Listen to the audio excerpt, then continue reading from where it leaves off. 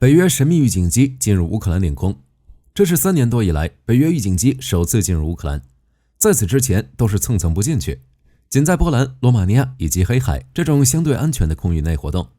虽然也能提供相关情报，但不如进入乌克兰来得直接，不仅可以更精准地收集俄军情报，还能指挥乌军作战。巧的是，乌军当天对俄罗斯发动大规模袭击，重点就是克里米亚。那么在进入乌克兰领空之后，这架预警机都做了什么？北约这是要正式参战吗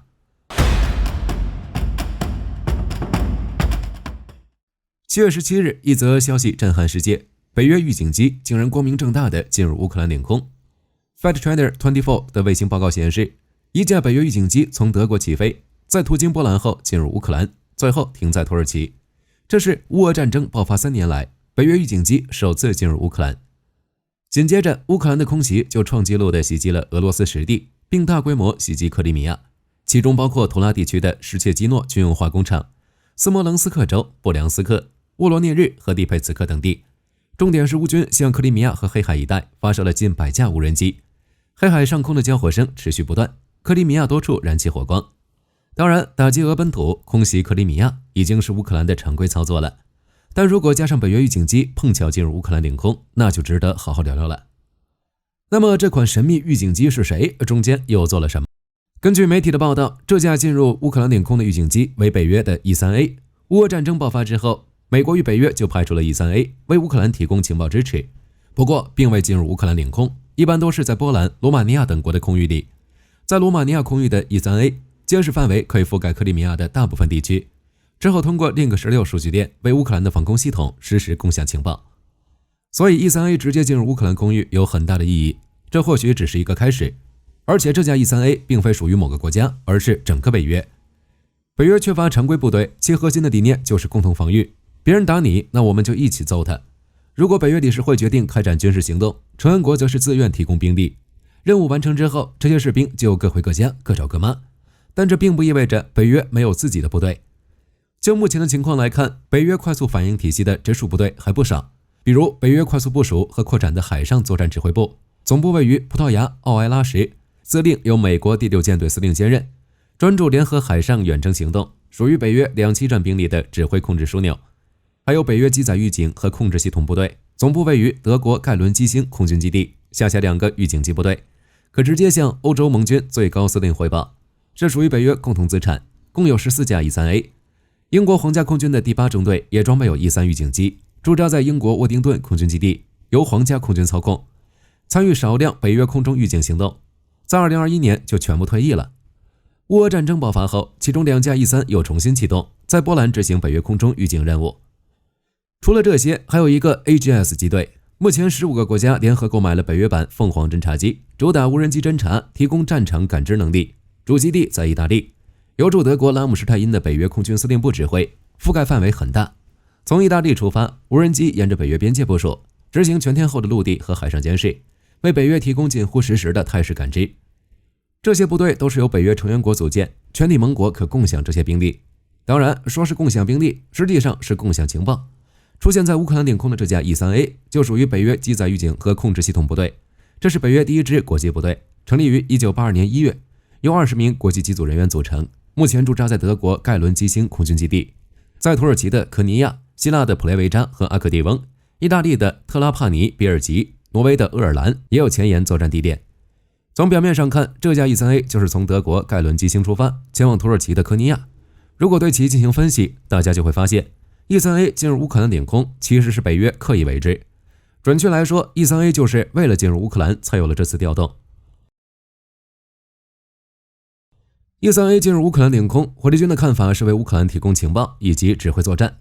在此次北约预警机进入乌克兰之前，战场局势就已经发生了改变。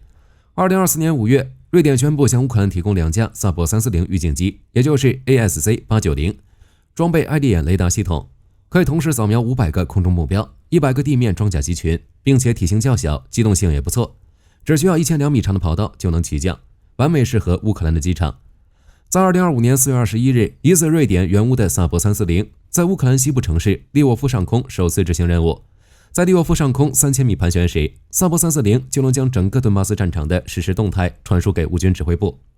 根据北约的说法，目前12名乌克兰飞行员在瑞典完成了速成培训，可以独立指挥 F-16作战，并通过数据链击落俄空天军的战机。火力军估计 F-16击落苏35就有萨博340的功劳。具体细节问题后面会单独开期视频详聊。总结来说就是一句话，预警机真好用。与萨博340相比 E3A 更好用，就跟开头说的那样，北约一直通过 E3A 为乌克兰提供情报支持，但并未进入乌克兰领空。这次直接进入乌克兰，可以近距离更准确地收集俄军情报，包括部队调动、军事部署等信息，增强乌军的战场态势感知能力。E3A 探测范围在400公里以上，理想条件下可达800公里，在约9144米高度时，监视面积超过31万平方公里，相当于波兰大小，能覆盖乌克兰大部分战场及黑海区域，实时探测俄军战机、无人机、导弹、舰船及地面装甲部队动向。当然 E3A 的本质是空中指挥所，这东西属于机载预警和控制系统，提供敌军活动的态势感知，以及对己方的指挥和控制。在乌克兰领空飞行时 ，E3A 可以通过 Link16 数据链将获取的雷达图像、目标轨迹等信息实时传输给乌克兰的防空系统以及地面指挥中心与战机。实际作战时，如果是对付俄罗斯空天军，就可以执行 A 射 B 导战术。E3A 负责探测目标，乌军战机接收数据后发射导弹。不过就结果来看，在进入乌克兰领空之后，并没有类似的战绩。之前有消息人士称 F-16在库尔斯克击落苏35，但具体是真是假还不确定。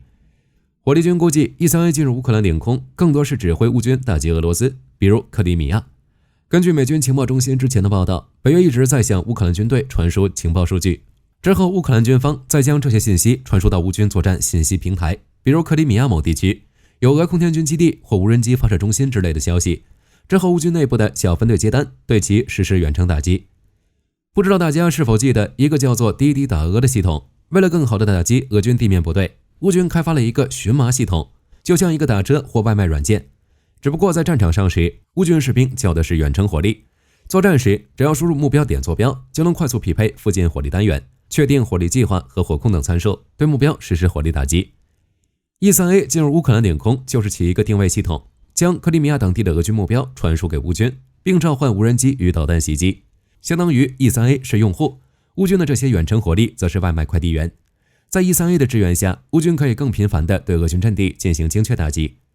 就当前的结果来看， E3A 主动进入乌俄战场，可以更贴近前线，直接对俄军的战机、导弹以及无人机实施有效监控。加上 Link16 的存在， F-16与幻象2000的战力将大幅度提升，在情报的支持下，可以找到最佳进攻角度。不过在此之前，北约预警机一直在波兰、罗马尼亚飞行，为何这次要进入乌克兰领空？就过去一段的情报来看，火力军觉得北约这是预谋已久，已经不再满足蹭蹭不进去了。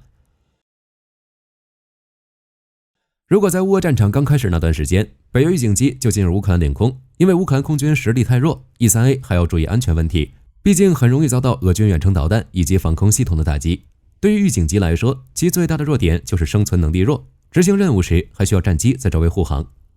之前在波兰和罗马尼亚空域活动时，安全性已经很不错了，但是 E3A 在执行任务时，还是要有 F-16 或台风进行护航，用于对付俄罗斯空天军的米格 31BM 和苏57。如果进入乌克兰领空，面对导弹袭击的风险更大，特别是 237M， 射程3000公里不得不防。但现在呢就不一样了，俄罗斯想攻击 E3A， 还有权衡爱国者防空系统的实力，而且俄军已经没有能力攻击乌克兰领空的飞机。乌俄战争爆发后，俄罗斯空天军就宣称已经掌握了乌克兰的制空权，但这消息是真是假，大家一眼就能看出来。等到百架 F-16进入乌克兰，天空就由乌克兰说了算。最直接的证据就是安124运输机。2025年7月11日，乌克兰一架安124运输机成功突破俄军防空网，从基辅附近的机场起飞，最终顺利抵达德国莱比锡。从2021年3月开始，这架运输机就一直滞留在基辅。这次成功起飞，最终降落在德国，全程没挨一发导弹，标志着俄罗斯所谓的制空权彻底消失。这相当于乌克兰直接给俄罗斯一个大嘴巴。安124这种运输机起飞跑道都是2公里以上，甚至是3公里。乌克兰能用的机场掰手指都数得过来。在这种情况下，安124还是成功从基辅起飞。之前俄军还吹嘘用 S400 击落过乌军运输机，结果脸都被打肿了。只能说在乌俄战争初期，乌空军弱势那段时间，俄罗斯空天军没能充分发挥制空权的作用，也无法将其转化为战场优势。当然这也不能怪战机或飞行员，明显是俄罗斯指挥官不够专业。到21世纪了，还在使用苏34或苏35，丢那种非制导的炸弹，战术太落后了。相比之下，以色列空军在摧毁伊朗防空能力后，对上千公里外的伊朗实施较长时间的巡逻和猎杀，这才是制空权的正确使用方法。只是很明显，俄罗斯做不到这一点。乌俄战争都已经爆发3年多了，俄军还是只能依靠少量的战机、轰炸机、远距离投掷制导滑翔炸弹。在乌军电子战能力提升以及 F-16进入乌克兰之后，频率更是大幅度减少。从这方面来看，乌克兰空域已经相当安全了。安124能从基辅起飞就是最好的证据。而且如果大家仔细观察一下，就会发现安124飞过波兰抵达德国的路线与 E3 进入乌克兰领空的路线极为相似。火力军有理由怀疑安124冲出基辅就是一种测试乌克兰空域是否安全。结果已经很明显了，俄军毫无作为，于是 E3A 也进来了。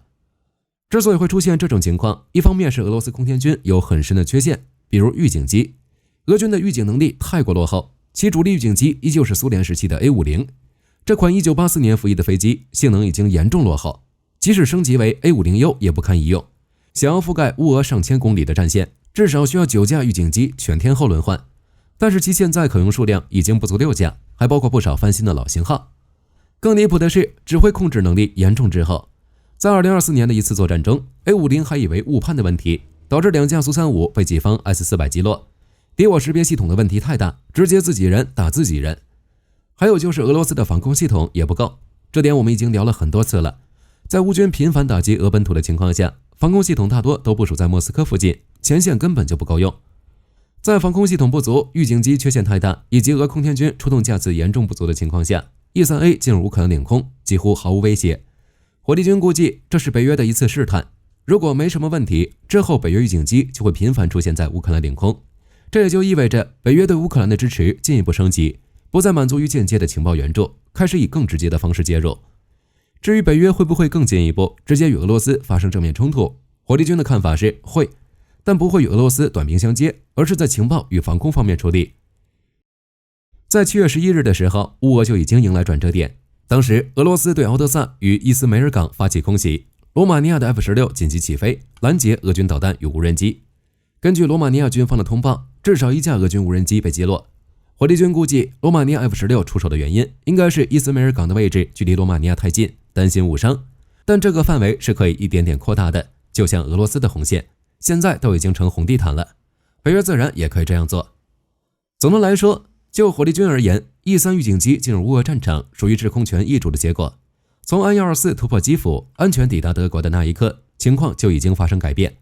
火力军在这里做一个预言，不久之后，俄罗斯就会强烈谴责北约预警机频繁进入乌克兰领空。本期视频到这儿就结束了，各位觉得北约预警机进入乌克兰领空还做了什么？可以在视频下方留言，大家一起讨论。喜欢的话不要忘记点点关注。我是火力军，下期见。